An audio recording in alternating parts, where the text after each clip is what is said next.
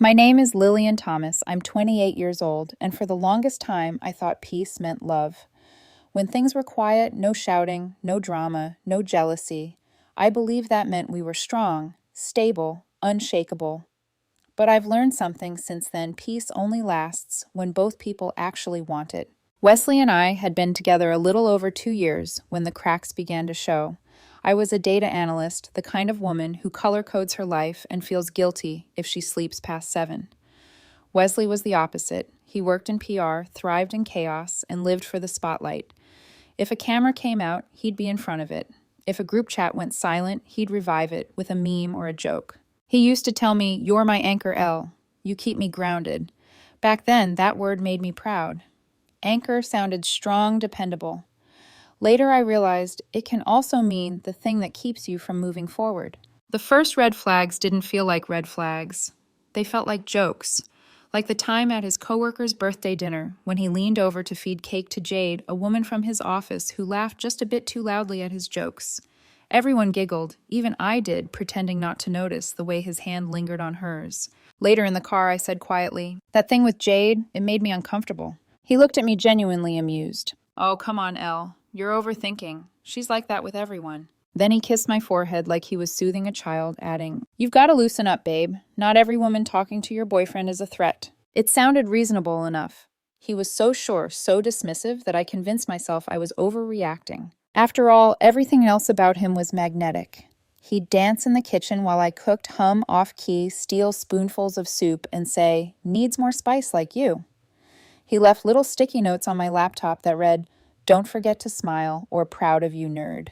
I kept them all in a drawer. Back then, I thought that was love laughter, teasing spontaneity, mixed with my quiet steadiness. But over time, the teasing turned into something sharper. "You're so serious all the time, Elle. You literally plan weekends on a spreadsheet. Relax, it's not a crime to be fun." He'd say it with a grin, but the bite behind it stung. I brushed it off the way people in love brush off the things they shouldn't ignore. Then came the late nights, client drinks, networking events, team celebrations. He'd leave at 7, come home at 1 in the morning, smelling of perfume that wasn't mine. When I asked questions, he'd sigh. "If you can't trust me, what are we even doing, Elle?" That line became his favorite weapon. It ended every conversation before it could begin. And because I wanted to be the chill girlfriend, I let it. I wanted to believe him. But trust erodes quietly, like paint peeling from walls you don't notice until you're surrounded by decay. One night he came home tipsy laughing. "You'd hate how flirty Jade gets when she drinks," he said, dropping onto the couch. She kept saying she wished her boyfriend was as chill as me. He said it like it was a compliment. I smiled tightly, trying not to look as uneasy as I felt. He noticed anyway. "Oh my God, Elle, don't look at me like that. It's harmless." That word again, harmless. By the time I realized how often he said it, it was already too late. The weekend of his company retreat arrived sooner than I expected. He'd been buzzing all week, new outfits, new cologne packing lists. "It's a resort 2 hours away," he told me. "Everyone's going Jade, too." I tried to sound casual. "You'll be with her all weekend." He laughed too hard. "Of course, she's part of the team. Don't start Elle. You trust me, right?" I just nodded. He took my silence as permission. That Friday night, I watched him get ready. His shirt fit a little too well, his cologne too strong, the one he used to save for our date nights. As he checked himself in the mirror, I said softly, "You look nice." He smiled. "You know I have to.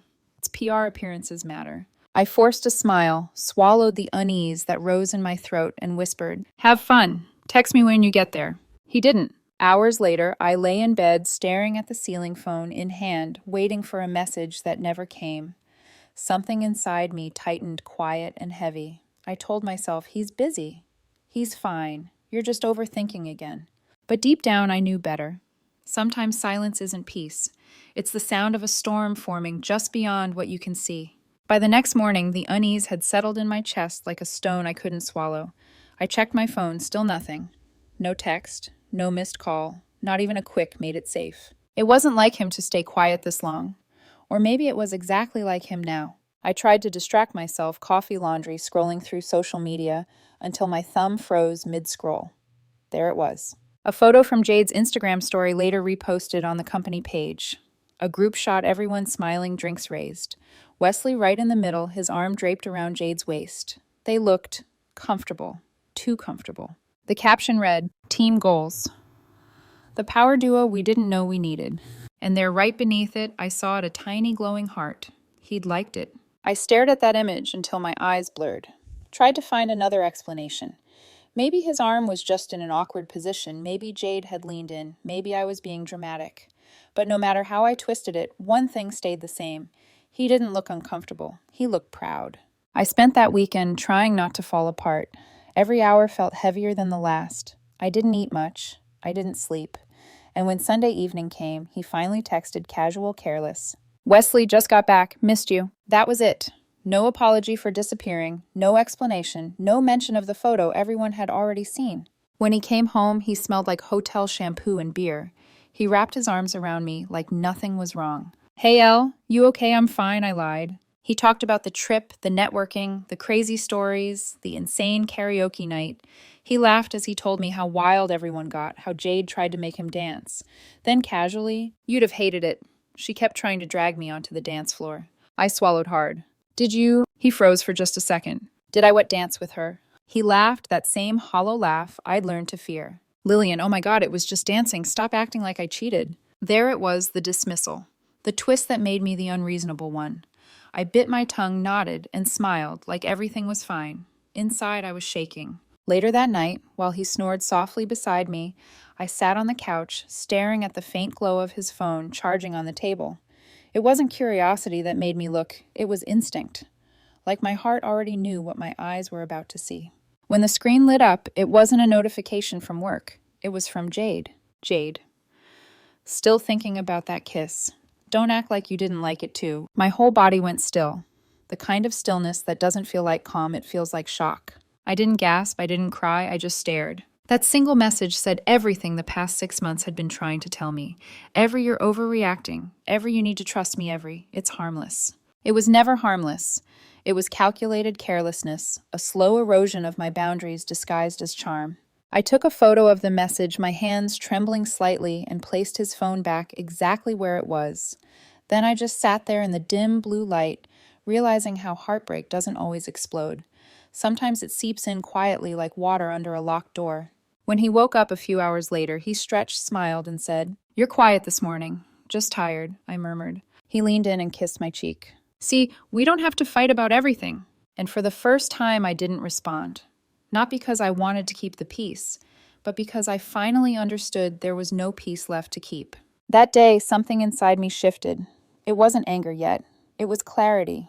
A painful kind of calm that feels like standing in the eye of a hurricane, waiting for what comes next. The next few days passed in eerie quiet. Wesley must have thought the silence meant forgiveness, but it wasn't that. It was distance, the kind that grows in visible roots. I went through the motions, work errands, dinner. I smiled when he joked, nodded when he talked, but in my head, I was somewhere else, already gone. Every time I looked at him, I didn't see the man I fell in love with. I saw the man who made me doubt myself for daring to notice the truth. That Thursday night, he came home late again, humming to himself, the faint smell of perfume clinging to his shirt. I didn't ask. He poured himself a drink and leaned against the counter, grinning. You know, Elle, people at work think I'm lucky. They say you're the perfect girlfriend, calm, stable, low drama. You never nag. I looked up from my laptop and met his eyes. Maybe that's because I stopped expecting honesty. He blinked, caught off guard. What's that supposed to mean? I almost said it. I saw the message. But then I stopped myself. What would it change? He'd twist it, deflect, blame me. Instead, I just smiled. Nothing, Wesley. Go to bed. He shrugged and wandered off, humming that same careless tune. When I heard the bedroom door click shut, I exhaled slow, deliberate, and opened the drawer beside me. Inside was a small box of my keepsakes. The sticky notes he'd written, the movie ticket from our first date, the keychain he bought me on our anniversary. I held each one for a moment, not out of nostalgia, but out of farewell. Then I started packing. It wasn't dramatic, no sobbing, no shaking hands, just quiet purpose. I folded my clothes, neatly stacked books into boxes, unplugged chargers.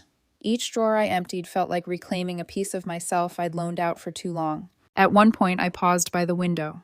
The city lights glowed like they always had. But tonight, they looked different, less like chaos, more like freedom. By midnight, I was nearly done. All that was left was the note. I sat at the kitchen counter, the same place where he'd once told me I was too serious, and wrote, Wesley, you were right.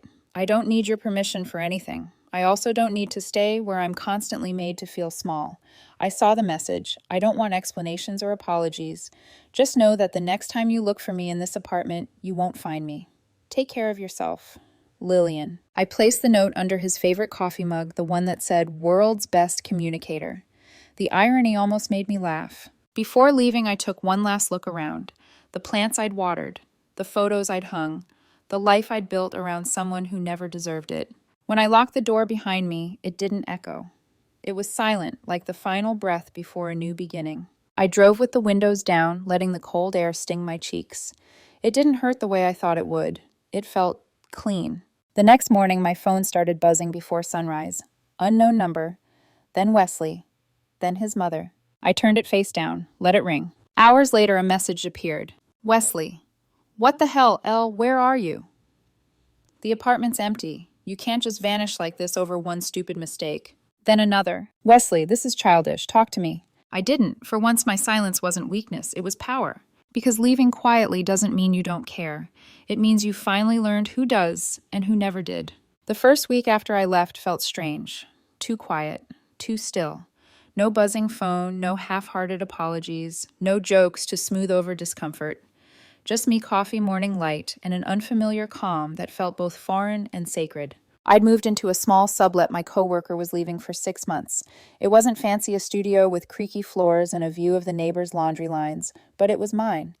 Every object in that room had one thing in common. It belonged to me, not us. For the first time in years, I could breathe without asking permission. The calls from Wesley kept coming for a while.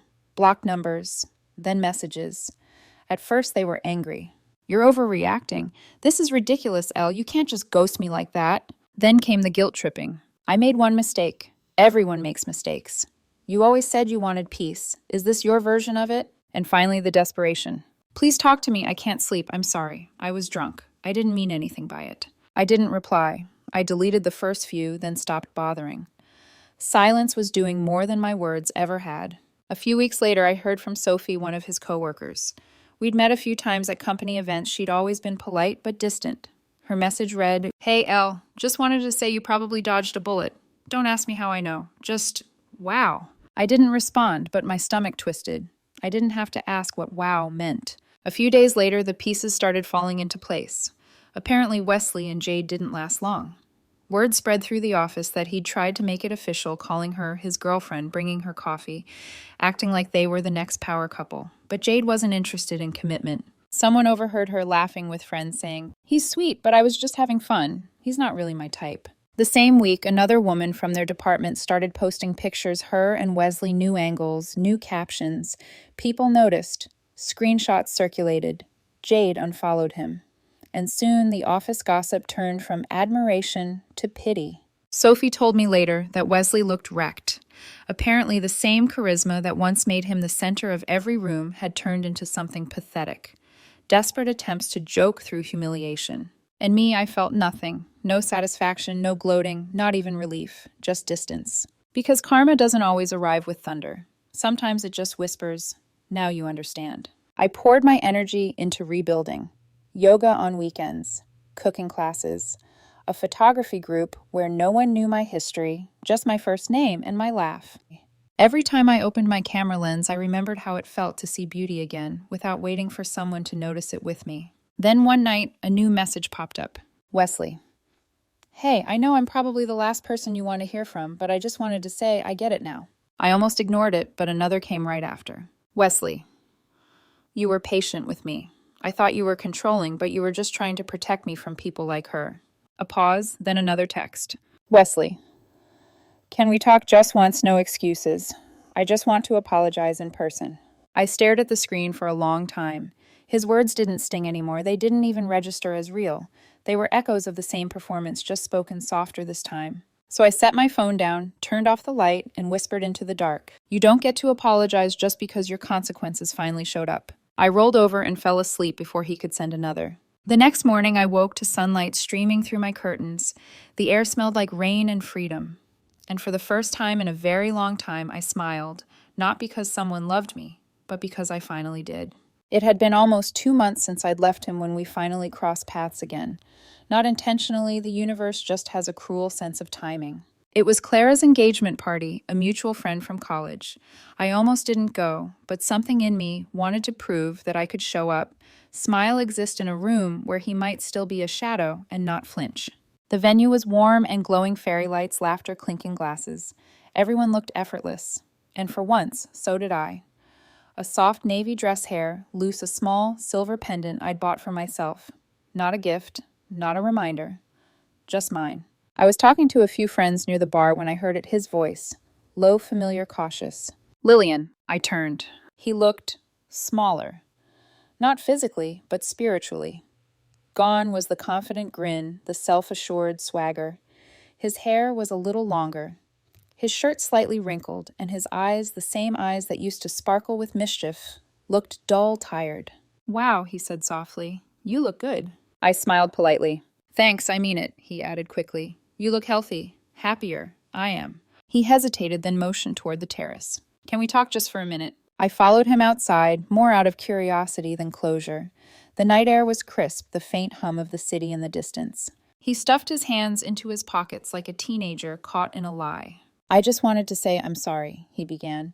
For everything, for yelling, for Jade, for making you feel like you were the crazy one. You didn't deserve that. I didn't say anything. I wanted to hear it all, the apology, the regret, the recognition of what he destroyed. He continued, voice trembling slightly. I thought I was proving something, that I was this strong, independent guy who didn't need rules or limits. But all I did was ruin the one thing that was real. His words floated between us, fragile, rehearsed. When he finally looked up, his eyes were wet. Say something, please. I exhaled slowly. You're right. You ruined it. But not because you were proving something, because you didn't know what love required. It's not freedom without responsibility. It's not peace without honesty. He swallowed hard. So, is there any chance we could— No, I cut in softly but firmly. I forgave you a long time ago, but not for you, for me. He blinked, confused. What does that mean? It means I was tired of carrying you around in every silence, every hesitation. Forgiveness isn't an invitation. It's a release. He looked away, the corner of his mouth twitching. You really don't love me anymore, do you? I shook my head. No, I love peace more. He let out a short, bitter laugh, not at me, but at himself. You always were better at letting go than I was. No, I said quietly. I just learned earlier that holding on to pain doesn't keep it from hurting. It just makes it permanent. We stood there for a moment, two people who once shared everything, now strangers with nothing left to say. Finally, I stepped back. Take care of yourself, Wesley. He nodded faintly. You too, Elle. As I walked away, I didn't feel triumphant or angry, just light, like setting down the last heavy box after a long move. Inside, Clara's fiancé was making a toast, laughter rippled through the room. And as I joined in, I realized something healing doesn't always come with fireworks. Sometimes it's just the quiet certainty that you can stand in the same room as your past and feel nothing. Because that's what peace truly is, not the absence of chaos, but the absence of need. 6 months passed after that party. 6 months of real calm, the kind that doesn't depend on anyone's approval. By then, I'd built a new rhythm. I had my small apartment, a job promotion. New friends who didn't know me as Wesley's girlfriend, and one person who made me laugh in the way I'd forgotten I could, Carter. Carter wasn't loud or magnetic like Wesley. He was grounded, thoughtful, the kind of man who asked how your day was and actually listened to the answer. We weren't a whirlwind. We were steady flame. And for once, I didn't feel like I had to earn love by tolerating chaos. That's why when the knocking started one Friday night, hard, unrelenting, I almost didn't answer. Carter and I had just finished dinner, soft jazz, playing 2 glasses of wine half full. The knocking came again, louder this time. Who is it? I called out. No answer. Then a voice I hadn't heard in months. Lillian, please, it's me. Don't close the door. I need to talk. My stomach dropped. Carter looked at me silently, asking if I wanted him to handle it. I shook my head. It's okay, I whispered. I've got it. I opened the door just enough to see him. Wesley. He looked awful. Red-rimmed eyes, wrinkled shirt, that mix of guilt and desperation that comes when pride finally runs out. For a moment, he didn't even speak, just looked at me like he couldn't believe I was real. You look different, he said finally. Good different. What do you need, Wesley? I asked quietly. He rubbed a hand over his face. I was wrong, Elle. About everything. Jade, the way I treated you, all of it. She didn't care about me. She just used me. And I let her. I thought I was being this confident guy, but I was just being stupid. I crossed my arms. That's unfortunate. He blinked, thrown off by my tone. That's all you're going to say. What else is there to say? You said you didn't need my permission. Remember, you made your choice. He stepped closer. I didn't choose this. I didn't realize what I had until I lost it. You were good to me, Lillian. You were the only one who ever cared. I looked at him, and for a brief second I saw the man I used to love, but only as a memory. No, I said softly. I cared about the version of you I thought existed, but that man only lived in my imagination. He flinched. You don't have to be cruel. I'm not, I said calmly. I'm being honest. That's something we never had between us. His gaze drifted past me to the small detail I'd forgotten. Carter's shoes by the couch.